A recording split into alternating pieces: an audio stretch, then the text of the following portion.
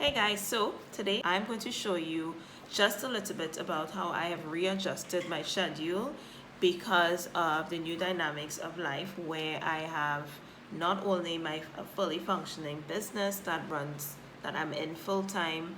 I also have my commitments as a wife and as a mom. I have two children who are now at school age, and of course I'm working on other things like prepping to start my PhD, and all of those things in there, plus other consultation work. So there's a full business system that is in full operation at DHP Vision Strategist, of which the Vision Builder is one aspect of it. And it means that I have to be very strategic in terms of what I'm doing with my schedule, how I organize my time, and how I frame my blocks of time. So I've made some adjustments to my schedule, and I'm going to show you what I've done. Okay everyone, so as promised, I'm going to show you how I have separated my blocks of time in my schedule so that I get everything that I need to get done efficiently, effectively, and without overwhelm.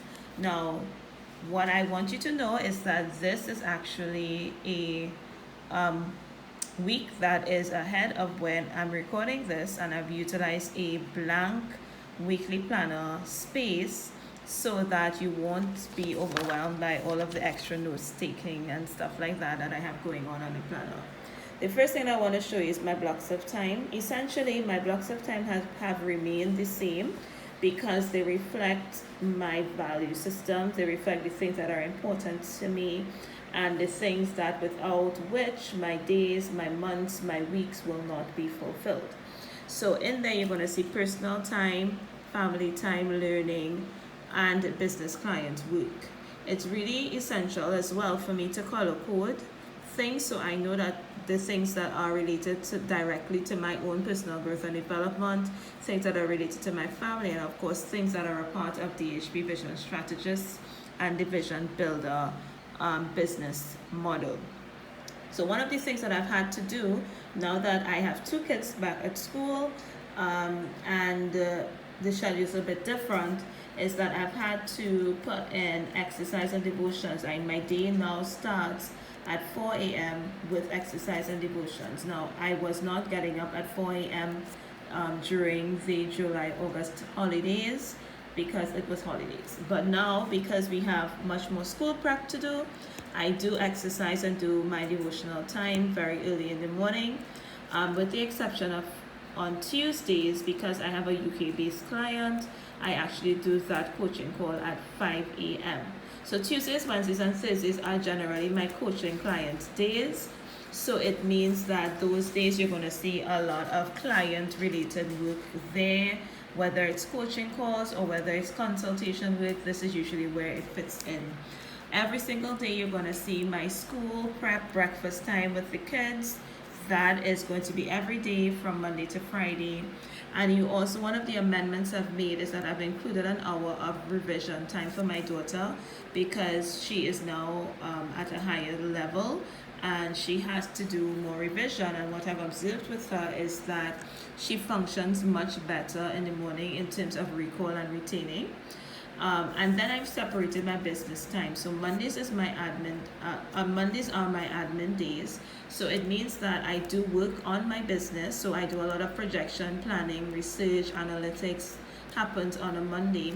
And you're going to see on this planner that I'm not actually putting on the specific things that I'm doing because, as I said, this is for a future week. So in that week, when I'm setting out my goals, so this is the goal section, when I'm setting out my goals, I would actually then put in one or two things that I will do in that 1 hour or 2 hours time slot. I don't bombard it with a long list of things. I break things apart. I may be working on one thing for this week, but it's broken apart over the course of the week.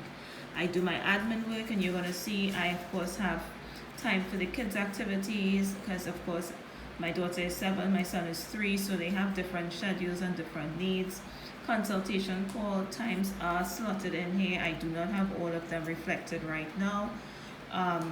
And then kids' bedtime, I have my Monday night lives. And because I start my day so much earlier now, because I start my day so much earlier now, I am really being much more intentional about going to bed on time.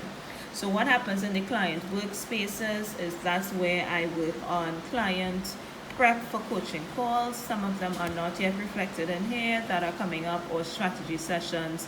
Plus, as I said, I do have some consultancy work that is in progress right now.